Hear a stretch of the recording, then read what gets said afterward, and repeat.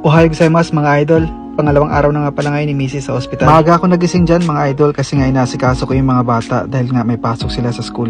Bale, 7:30 ng umaga ay umalis na yan sila, no? Nung time na yan, dalawa na lang kami ni Anang naiwan dyan sa bahay, no? Kaya yan, nagtitimpla ako ng gatas kasi nga paborito niya, no? Yung gatas ng Pilipinas yan mga idol, no? Bigay lang ng tropa natin yan. Kaya ayan si mami, no? Pangiting-ngiti nandyan sa laptop, no? Ayan, habang umiinom siya ng gatas at kumakain ng tinapay, kausap niya yung kanyang ina. Pupunta nga pala kami ngayon ng ospital mga idol, no? Kasi nga kawawa naman si mami, although may pagkain naman sa ospital, bibilhan natin siya ng mga mamimerienda niya at gusto daw niya uminom ng tubig, no? Pero bago yan, gagawa muna ako ng mga gawaing bahay, no? Glaba ako.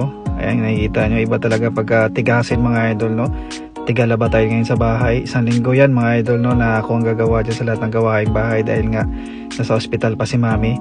Wala tayong no choice kundi gawin yan. Excited na nga ako mga idol, no? Na makalong yan yung aking bunso. Kaso hindi bawal pa talagang pumasok sa ospital, no? Kaya wala tayong magawa dahil dito sa Japan, pag bawal, bawal talaga. Kundi mag-aantay na lang tayo, no, kung kailan ang labas ni Mrs. sa hospital.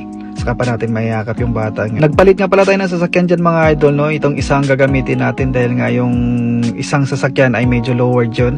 Kaya mas madaling gamitin tong isa dahil hindi naman naka-lowered ito. Ayan si Ana mga idol, no? Antay na ng antay sa akin. Nagagalit na, nainip na siguro siya kasi nga syempre vlogger tayo no? Kuha tayo ng kuha ng video. Kaya siguro nainip na siya kakaantay sa akin. Malapit lang naman yung hospital dito, no mga idol. Siguro mga nasa 20 minutes lang. Kaso inagahan ko na ng alis kasi nga pagkatapos namin pumunta doon kay mami, didiretso na kami ni Ana para mamalengke ng mga pagkain namin sa bahay. Ayan, dumaan na rin muna kami, no, sa McDonald's kasi nga paborito ni mami yan. Ibinili ko siya ng pagkain para matuwa-tuwa naman siya kasi nga alam niyo naman mga idol ng pagkain sa ospital medyo nakadiet yung mga sinuserve nilang mga pagkain dyan sa ospital, no. Hindi na nga kami nagtagal, no mga idol. Pagkatapos dun sa McDonald's ay dumiretso na kami ni Ana dito sa Lamo upang bumili ng mga iba pang mga pagkain para kay mami. Sinusubuan pa nga ako ni Ana dyan, no, ng kanyang marshmallow. Bait talaga ng batang to, manang-mana sa papa.